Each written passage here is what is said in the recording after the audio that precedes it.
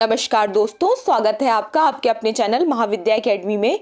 हम मुख्य सेविका के लिए प्रैक्टिस सेट कर रहे थे, जिसमें अब तक हम 11 प्रैक्टिस सेट कर चुके हैं और आज हमारा इसी सीरीज का टेस्ट नंबर 12 है। ठीक है, देखिए हर टेस्ट में हम क्या करते हैं, हर टेस्ट में हम 25 क्वेश्चंस की प्रैक्टिस करते हैं, लेकिन आप में से कुछ लोगों की डिमांड थी, इसलिए हमने पिछला जो टेस्ट था वो 40 क्वेश्चन का रखा था। ठीक है, तो आज का प्रैक्टिस सेट देखते हैं।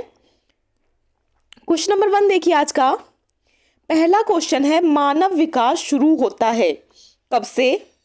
मानव विकास कब से शुरू होता है? शैशवावस्था से, पूर्व बाल्यावस्था से, उत्तर बाल्यावस्था से या प्रसव पूर्व अवस्था से?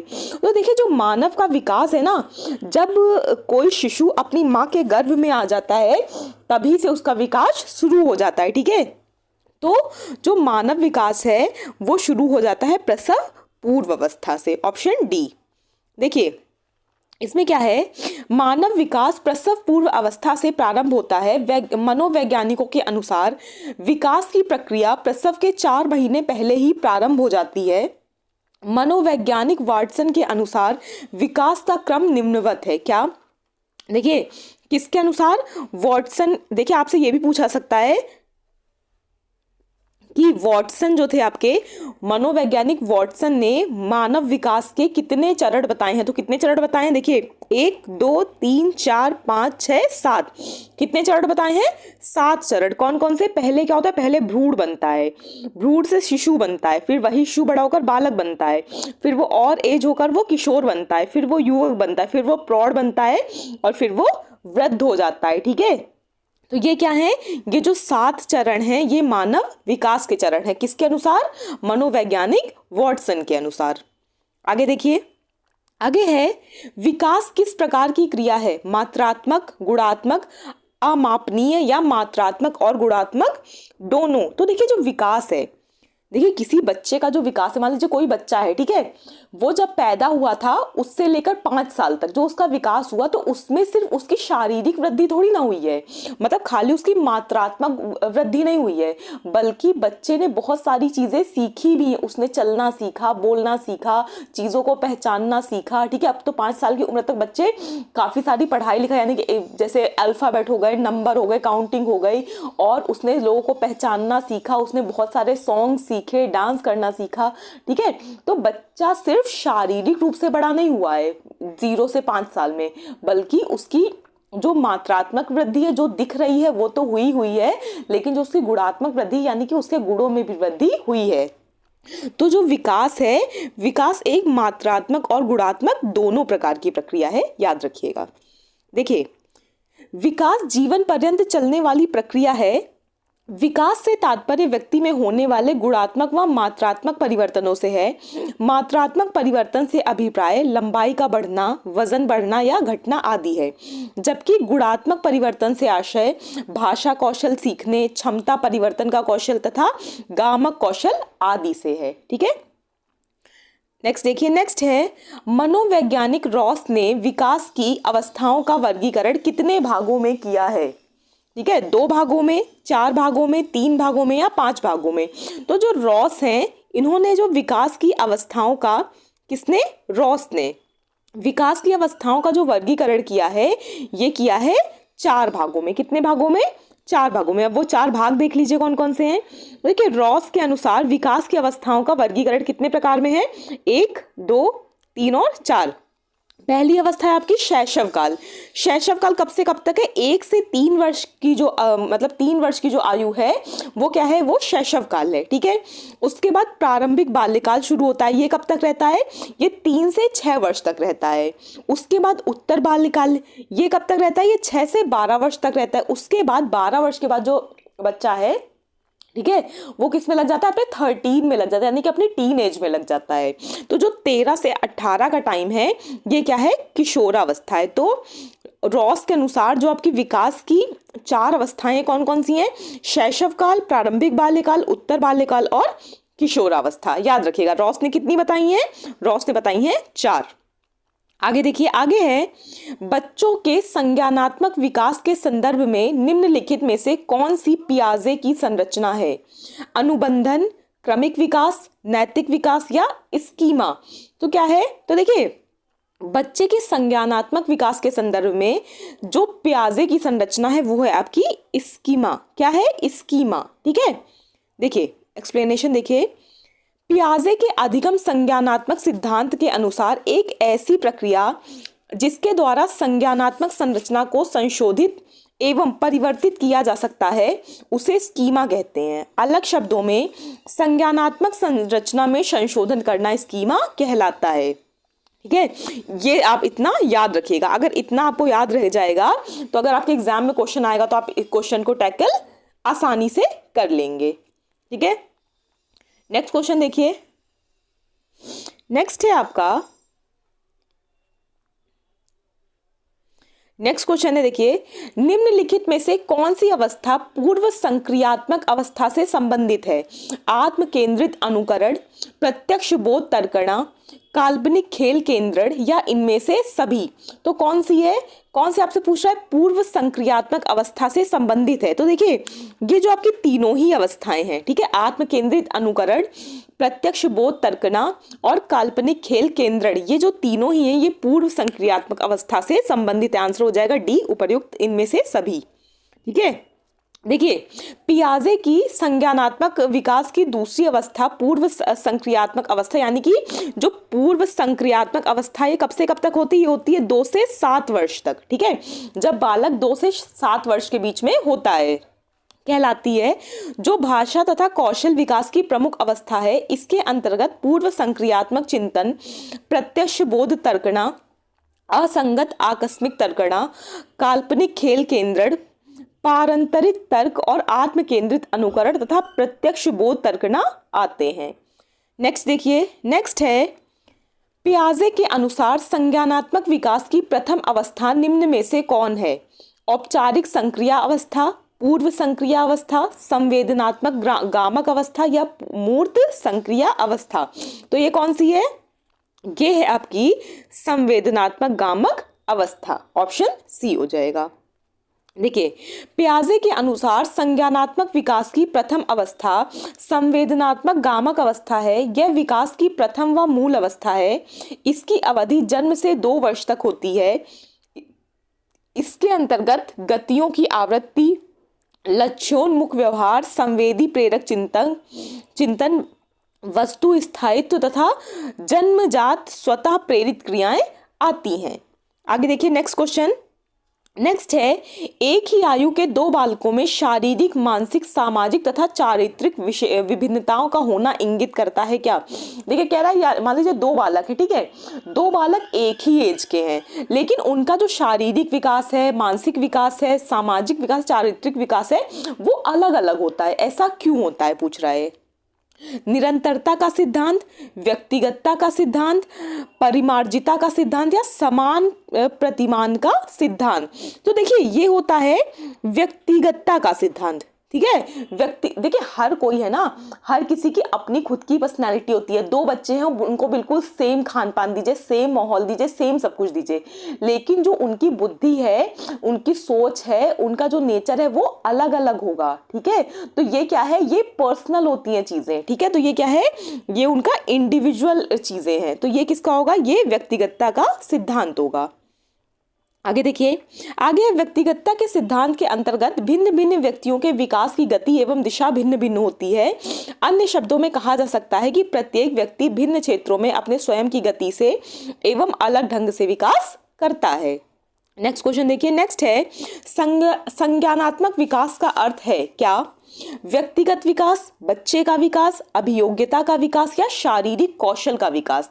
तो देखिए जो संज्ञानात्मक विकास है, संज्ञानात्मक विकास मतलब है जो चीजें बच्चे के संज्ञान में हो। ठीक है, तो संज्ञानात्मक विकास का मतलब होता है बच्चे की अभियोग्यता का विकास। ऑप्शन सी हो जाएगा। देखिए एक्सप्लेनेशन देखिए इसका, इसमें है संज्ञानात्मक विकास से आशय अभियोग्यता के विकास से है। संज्ञानात्मक विकास बालकों में किसी संवेदी सूचनाओं को ग्रहण करके उस पर चिंतन करने तथा क्रमिक रूप से इसे योग्य बना देने से है, जिनका प्रयोग करके विभिन्न समस्याओं को आसानी से समझ सके एवं उसका समाधान कर सके। नेक्स्ट क्वेश्चन देखिए। नेक्स्ट है, बच्चों के संज्ञानात्मक विकास की 4 अवस्थाओं का प्रतिपादन किसने किया था? पियाजे ने, कोहलर ने, स्किनर ने या एरिक्सन ने, किसने किया था? देखिए बच्चे के जो संज्ञानात्मक विकास की 4 अवस्थाएं हैं, कितनी अवस्थाएं? 4 अवस्थाएं, इनका प्रतिपादन किया था जीन पियाजे ने। किसने? जीन पियाजे ने। देखिए बच्चे के संज्ञानात्मक विकास की चारों अवस्थाओं का प्रतिपादन मनोवैज्ञानिक जीन पियाजे ने किया था। ये 4 अवस्थाएं हैं, यानी कि आपसे ये भी पूछा सकता है कि जीन पियाजे के अनुसार संज्ञानात्मक विकास की 4 अवस्थाएं कौन कौन सी है। ठीक है, तो पहली अवस्था है संवेदनात्मक गामक अवस्था, जो जन्म से 2 वर्ष तक होती है। फिर है पूर्व संक्रियात्मक अवस्था, जो 2 वर्ष से 7 वर्ष तक होती है। फिर मूर्त संक्रियात्मक अवस्था, जो 7 वर्ष से 12 वर्ष तक होती है। फिर है औपचारिक संक्रिया अवस्था, जो 12 वर्ष से 15 वर्ष तक होती है। ठीक है, तो जीन पियाजे के अनुसार संज्ञानात्मक विकास की कितनी अवस्थाएं होती हैं? 4 अवस्थाएं। और 4 अवस्थाएं कौन सी हैं? संवेदनात्मक गामक अवस्था, पूर्व संक्रियात्मक अवस्था, मूर्त संक्रियात्मक अवस्था और औपचारिक संक्रिया अवस्था। नेक्स्ट देखिए, नेक्स्ट है किस मनोवैज्ञानिक ने सामाजिक सांस्कृतिक सिद्धांत का प्रतिपादन किया? कोहलबर्ग ने, वाइगोत्स्की ने, पियाजे ने या हरलॉक ने? किसने किया था? तो ये आपका किया था वाइगोत्स्की ने। किसने? वाइगोत्स्की ने, ऑप्शन बी। देखिए एक्सप्लेनेशन देखिए, संज्ञानात्मक विकास के सामाजिक सांस्कृतिक सिद्धांत का प्रतिपादन लेव शिमोनोविच वाइगोत्स्की ने किया था। इनके अध्ययन के क्षेत्र में विकास का मनोविज्ञान, बाल विकास तथा शिक्षा शामिल है। वाइगोत्स्की अपने सिद्धांत में समाज, संस्कृति तथा भाषा पर अधिक जोर देते हैं। ठीक है, किस पर जोर देते हैं वाइगोत्स्की? समाज, संस्कृति तथा भाषा पर। नेक्स्ट क्वेश्चन देखिए, नेक्स्ट है निगमनात्मक चिंतन संबंधित है किससे? औपचारिक संक्रियात्मक अवस्था से, मूर्त संक्रियात्मक अवस्था से, पूर्व संक्रियात्मक अवस्था से या संवेदी गत्यात्मक अवस्था से? तो जो आपका निगमनात्मक चिंतन है ये किससे संबंधित है? ये आपका संबंधित होता है औपचारिक संक्रियात्मक अवस्था से। किससे? औपचारिक संक्रियात्मक अवस्था से। ऑप्शन ए हो जाएगा। देखिए इसका मतलब क्या है? देखिए निगमनात्मक चिंतन का संबंध पियाजे के संज्ञानात्मक विकास की अवस्थाओं में अंतिम अवस्था, ठीक है, यानी कि औपचारिक संक्रियात्मक अवस्था से है। यह अवस्था 11 से 15 वर्ष तथा उससे अधिक की होती है। जो किसी बालक की, जो किसी व्यक्ति की औपचारिक संक्रियात्मक अवस्था है, ये कब से कब तक होती है? 11 से 15 वर्ष या उससे अधिक की होती है। इस अवस्था में देखिए होता क्या है?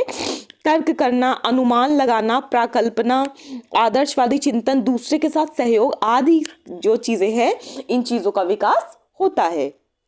आगे देखिए, आगे है ब्रूनर का संज्ञानात्मक विकास का सिद्धांत संबंधित है किससे? वर्गीकरण से, ठीक है, अमूर्त चिंतन से, मूर्त चिंतन से या आत्मविश्वास से। तो ये किससे संबंधित है? ये संबंधित है वर्गीकरण से। ऑप्शन ए हो जाएगा। एक्सप्लेनेशन देखिए, ब्रूनर का संज्ञानात्मक विकास का सिद्धांत वर्गीकरण पर आधारित है। ये बहुत इंपॉर्टेंट है, याद रखिएगा। किस पर आधारित है? वर्गीकरण पर। किसका सिद्धांत? ब्रूनर का। और कौन सा सिद्धांत? विकास, संज्ञानात्मक विकास का सिद्धांत। ठीक है, देखिए इस सिद्धांत को पियाजे के सिद्धांत के एक विकल्प के रूप में देखा जाता है। ब्रूनर महोदय का मानना है कि मस्तिष्क सूचनाओं का सरलीकरण कैसे करता है, जो कि अल्प अवधि में मस्तिष्क में प्रवेश करता है। बालकों के विकास के आधार पर ब्रूनर महोदय ने संज्ञानात्मक विकास को 3 भागों में बांटा है। कौन कौन से? संकेतात्मक, प्रतिबिंबात्मक और संक्रियात्मक। ठीक है, क्या है आपसे पूछ रहा है, कह रहा है ब्रूनर महोदय ने संज्ञानात्मक विकास को 3 भागों में बांटा है। कौन कौन से 3 भाग? संकेतात्मक, प्रतिबिंबात्मक, ठीक है, और संक्रियात्मक। नेक्स्ट देखिए, नेक्स्ट है विकास एवं वृद्धि का प्रमुख सिद्धांत है एकता का नियम, समानता का नियम, तत्परता का नियम या वैयक्तिक अंतर का सिद्धांत। तो कौन सा है ये है आपका ऑप्शन नंबर डी, वैयक्तिक अंतर का सिद्धांत। ठीक है, क्या है? वृद्धि एवं विकास का मुख्य सिद्धांत कौन सा है? वैयक्तिक अंतर का सिद्धांत। देखिए वृद्धि एवं विकास का मुख्य सिद्धांत वैयक्तिक अंतर का सिद्धांत है। वृद्धि एवं विकास मानवीय परिवर्तनों से संबद्ध दो संकल्पनाएं हैं। कौन कौन सी दो संकल्पनाएं? वृद्धि से तात्पर्य क्या है? देखिए, वृद्धि से तात्पर्य क्या है? वृद्धि से तात्पर्य शारीरिक कोशिकाओं तथा ऊतकों में होने वाले उस मात्रात्मक परिवर्तन से है जिसको विभिन्न अंगों से मापा जा सके। ठीक है, देखिए ये आपको क्या बताया गया था? ये आपको पहले क्वेश्चन में ही बताया गया था। ये वृद्धि क्या है? वृद्धि सिर्फ वो चीज है क्या जो देखी जा सके, ठीक है, जो साफ साफ दिख रही हो, मतलब जिसको अलग अलग चीजों से मापा जा सके। जबकि जो विकास है, विकास से तात्पर्य क्या होता है? व्यक्ति में जो होने वाले गुणात्मक और मात्रात्मक परिवर्तन, यानी कि व्यक्ति है जो वो चीजें सीखता है, जो उसके अंदर क्वालिटीज आती हैं। विकास का संबंध क्या है? व्यक्ति विकास में व्यक्ति क्या होता है? विकास में व्यक्ति शारीरिक रूप से भी वृद्धि करता है और मानसिक रूप से भी वृद्धि करता है। ठीक है, जबकि वृद्धि का मतलब सिर्फ क्या लिया जाता है? वृद्धि का मतलब सिर्फ शारीरिक वृद्धि से लिया जाता है कि शरीर तो बढ़ रहा है लेकिन उसका मानसिक चीजों से कोई मतलब नहीं है।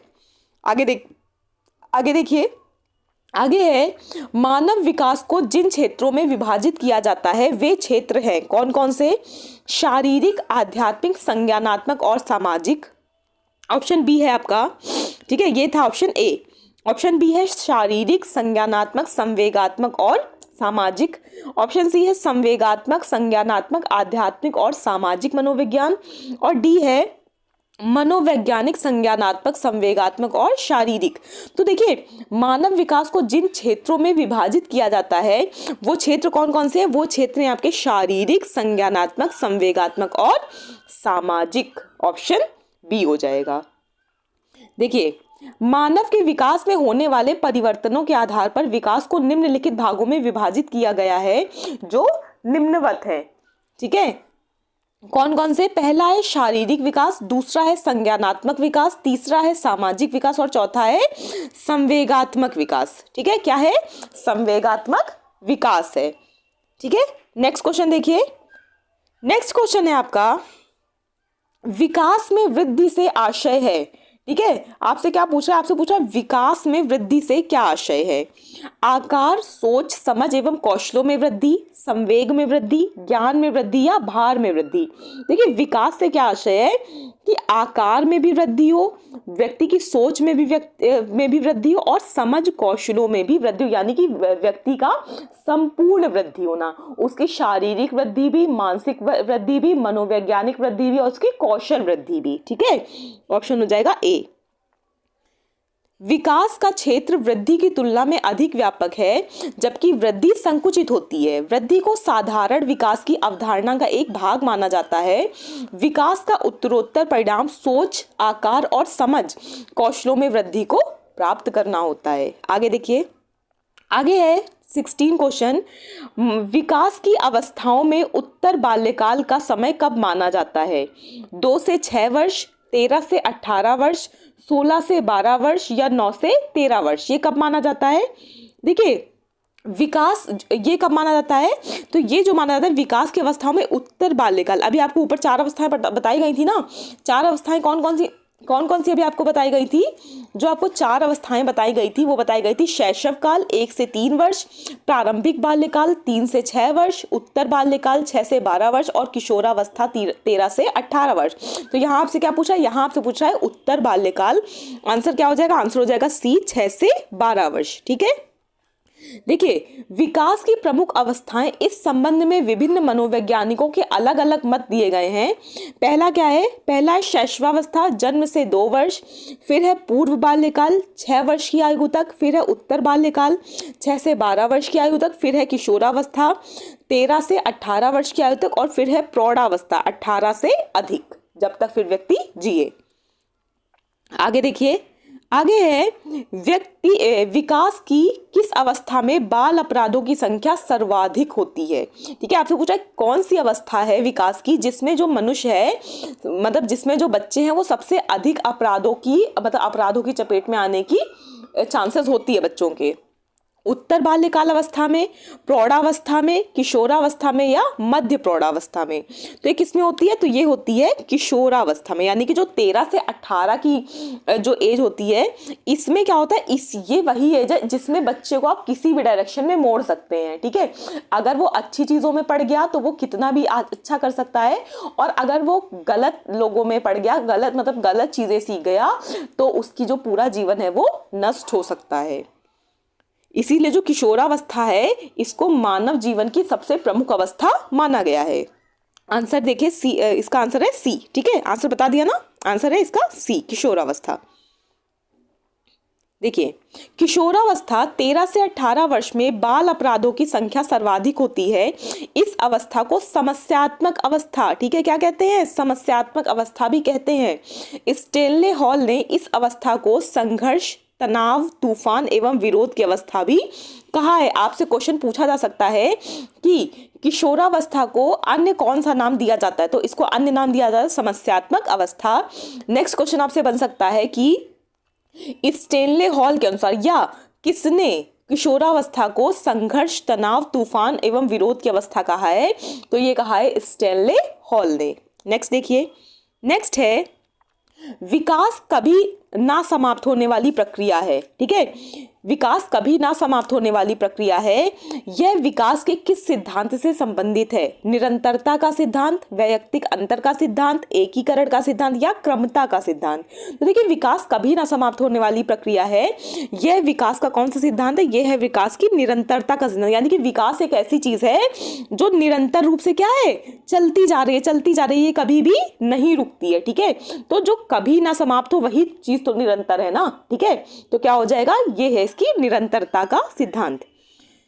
देखिए, निरंतरता का सिद्धांत के अंतर्गत विकास की प्रक्रिया निरंतर चलने वाली प्रक्रिया है। यह कभी तीव्र गति से तथा कभी मंद गति से चलती रहती है। यह सिद्धांत बताता है कि सामान्यतया वृद्धि तथा विकास में कोई आकस्मिक परिवर्तन नहीं होता है। नेक्स्ट क्वेश्चन देखिए, नेक्स्ट है विकास एक ऐसी प्रक्रिया है जो व्यक्ति के जन्म से लेकर उस समय तक चलती है जब तक वह पूर्ण विकास को प्राप्त नहीं कर लेता है। यह कथन किस मनोवैज्ञानिक का है? सेल, हरलॉक, मुनरो या इराजी गोल्डन? किसका है ये? तो ये जो कथन है ये आपका ऑप्शन नंबर डी, इराजी गोल्डन का। ठीक है, देखिए, इराजी गोर्डन के अनुसार विकास एक ऐसी प्रक्रिया है जो व्यक्ति के जीवन से लेकर उस समय तक चलती है जब तक वह पूर्ण विकास को प्राप्त नहीं कर लेता है। ठीक है, क्या मतलब है? इन्होंने कहा है कि विकास एक ऐसी चीज है कि व्यक्ति के जन्म से लेकर तब तक चलती रहती है जब तक वो पूर्ण विकसित ना हो जाए। ठीक है, ये किसका है? ये है इराजी गोर्डन का। आगे देखिए, आगे मुनरो ने क्या कहा है? मुनरो ने कहा है, किसने? मुनरो ने। इन्होंने कहा है परिवर्तन श्रृंखला की वह अवस्था है जिसमें बच्चा भ्रूण अवस्था से लेकर प्रौढ़ावस्था तक गुजरता है, विकास कहलाता है। ठीक है, नेक्स्ट है, नेक्स्ट किसके अनुसार? हरलॉक के अनुसार। देखिए, विकास बड़े होने तक ही सीमित नहीं है, वस्तुतः यह तो व्यवस्थित एवं समानुपात प्रगतिशील क्रम है जो परिपक्वता की प्राप्ति में सहायक होता है। नेक्स्ट क्वेश्चन देखिए, नेक्स्ट है जन्म के समय एक शिशु के सिर की लंबाई होती है सामान्यतया कितनी? कुल शरीर की लंबाई का आधा, कुल शरीर की लंबाई का 1/3, कुल शरीर की लंबाई का 1/4 या कुल शरीर की लंबाई का 40%? तो देखिए, सामान्यतया तो जन्म के समय एक शिशु के सर की लंबाई होती है वो उसके पूरे शरीर की लगभग 1/4 होती है। जैसे मान लीजिए ये इतना बड़ा बच्चा है, ठीक है, तो ये इसको मान लीजिए अगर हम जितनी इसकी हाइट है, मान लीजिए इसकी जो हाइट है ये मान लीजिए 2 फीट है। ठीक है, कितनी है? 2 फीट, तो इतना 1 फीट हुआ। ठीक है, तो लगभग जो आधा फीट है, आधा फीट में क्या होता है? सिर्फ बच्चे का सिर होता है। ठीक है, और बाकी इतने में क्या होता है? पूरा अंग होता है, जो बाकी सारी बॉडी है वो होती है। तो कितना हो गया? कुल शरीर की लंबाई का 1/4। देखिए, जन्म के समय शिशु के सिर की लंबाई कुल शरीर की लंबाई का 1/4 होता है। जन्म के समय मस्तिष्क का भार लगभग 350 ग्राम रहता है जो 6 वर्षीय आयु तक लगभग 1.25 ग्राम हो जाता है। नेक्स्ट क्वेश्चन देखिए, नेक्स्ट क्वेश्चन है आपका बच्चे को समाजीकरण का पहला पाठ कहाँ से प्राप्त होता है? दोस्तों से, सांस्कृतिक स्थानों से, परिवार से या गांव से? देखिए, बच्चे का प्राथमिक समाजीकरण परिवार के द्वारा होता है। किसके द्वारा? परिवार के द्वारा। ठीक है, आंसर हो जाएगा आपका सी, परिवार के द्वारा। बच्चे को समाजीकरण का पहला पार्ट, भाई देखिए बच्चा जो है जब वो जन्म लेता है और उसके बाद वो कहाँ सबसे पहले रहता है? अपने परिवार में ही रहता है। तो उसको जो पहला समाजीकरण की चीजें हैं वो कहाँ सिखाई जाती हैं? परिवार से ही। बच्चों का प्राथमिक समाजीकरण परिवार के द्वारा होता है। परिवार से बच्चे अनौपचारिक शिक्षा ग्रहण करते हैं तथा यहाँ से बच्चे का समाजीकरण प्रारंभ होता जाता है। इसी कारण परिवार को समाजीकरण की प्रथम पाठशाला कहा गया है। नेक्स्ट क्वेश्चन देखिए। नेक्स्ट है, मनोवैज्ञानिक जीन पियाजे का जन्म किस देश में हुआ था? ठीक है, अमेरिका में, ब्रिटेन में, स्विट्जरलैंड में या ऑस्ट्रेलिया में? तो देखिए जो जीन पियाजे हैं इनका जन्म हुआ था कहाँ? स्विट्जरलैंड में। कहाँ? स्विट्जरलैंड में। ऑप्शन सी हो जाएगा। देखिए मनोवैज्ञानिक जीन पियाजे का जन्म कब हुआ था? देखिए कब हुआ था ये भी देख लीजिए। 9 अगस्त 1896 को हुआ था। 9 अगस्त 1896 को हुआ था। कहाँ? स्विट्जरलैंड में। संज्ञानात्मक विकास के क्षेत्र में जीन पियाजे का योगदान सर्वाधिक महत्वपूर्ण माना जाता है। आपसे क्वेश्चन बन सकता है क्या कि संज्ञानात्मक विकास के क्षेत्र में किसका नाम सबसे ज्यादा महत्वपूर्ण है? तो किसका? जीन पियाजे का। नेक्स्ट क्वेश्चन देखिए। नेक्स्ट है, समीप्यता विकास के क्रम के अंतर्गत विकास होता है किसका? पैर से सिर की ओर, बाहर से केंद्र की ओर, सिर से पैर की ओर या केंद्र से बाहर की ओर? देखिए समीप्यता विकास के क्रम के अंतर्गत जो विकास होता है ये होता है केंद्र से बाहर की ओर। ठीक है, पहले क्या है? केंद्र बना, फिर उसके बाद ऊपर ऊपर ऊपर ऊपर की जो बॉडी है ये बनती चली गई। ठीक है, देखिए सामीप्यता विकास क्रम के अंतर्गत विकास का क्रम केंद्र से बाहर की ओर होता है। इस क्रम में पहले रीढ़ की हड्डी का विकास होता है और उसके बाद भुजाओं का, फिर हाथ की उंगलियों का, उसके बाद संयुक्त विकास होता है। जैसे पेट और धड़ में क्रियाशीलता सबसे पहले आती है। नेक्स्ट क्वेश्चन देखिए। नेक्स्ट है, किशोरावस्था के आगमन का मुख्य चिन्ह संवेगात्मक विकास में तीव्र परिवर्तन है। यह कथन किस मनोवैज्ञानिक का है? कोल एवं ब्रूस का, एलिस का, एलिस्ट्रो का, ब्रिजेस का या हरलॉक का? तो ये जो आपका कथन है ये है आपका कोल एवं ब्रूस का। किसका है? कोल एवं ब्रूस का। देखिए कोल और ब्रूस के अनुसार क्या है क्वेश्चन? कोल और ब्रूस के अनुसार किशोरावस्था के आगमन का मुख्य चिन्ह संवेगात्मक विकास में तीव्र देखिए आपने देखा होगा जब बच्चा अपनी किशोरावस्था में होता है उसमें जो संवेग होता है यानी कि उसमें गुस्सा, चाहे वो देशभक्ति हो, ठीक है, चाहे उनका कोई भी एक गुण हो, ठीक है, ये सब बहुत ज्यादा होते हैं। ठीक है, उनको क्या होता है कि टॉप ऑफ द वर्ल्ड जो है वो हम ही है। ठीक है, तो ये क्या है? ये होता है किशोरावस्था के मुख्य चिन्ह होते हैं। क्या कि बच्चों में मतलब जो किशोर होते हैं उनमें संज्ञानात्मक जो संवेगात्मक जो विकास है वो बहुत तेज होता है। नेक्स्ट क्वेश्चन देखिए। नेक्स्ट क्वेश्चन है आपका, संवेग व्यक्ति की उत्तेजित दशा है। यह कथन किस मनोवैज्ञानिक का है? क्या संवेग व्यक्ति की उत्तेजित दशा है? क्रो एंड क्रो का, वाइगोत्स्की का, वुडवर्थ का या लेवी का? तो ये किसका कथन है? ये कथन है आपका वुडवर्थ का। ठीक है, देखिए मनोवैज्ञानिक वुडवर्थ का कथन है संवेग व्यक्ति की उत्तेजित दशा है। क्रो एंड क्रो के अनुसार संवेग गतिशील आंतरिक समायोजन है जो व्यक्ति के संतोष, सुरक्षा और कल्याण के लिए कार्य करता है। ठीक है, तो इसका ऑप्शन क्या हो जाएगा? इसका आंसर हो जाएगा ऑप्शन नंबर सी, वुडवर्थ। ठीक है, आज के वीडियो में इतना ही रखते हैं। इसके आगे अभी काफी सारे क्वेश्चंस हैं वो आपको नेक्स्ट वीडियो में करा दिए जाएंगे। ठीक है, तो इसी के साथ जो हमारा टेस्ट नंबर क्या था, टेस्ट नंबर 12 था, ये कंप्लीट होता है। पहले एक बार खुद से आंसर देने की कोशिश करिए और उसके बाद वीडियो को पॉज करिए, खुद से आंसर क्वेश्चन देखने के बाद खुद से आंसर देने की कोशिश करिए।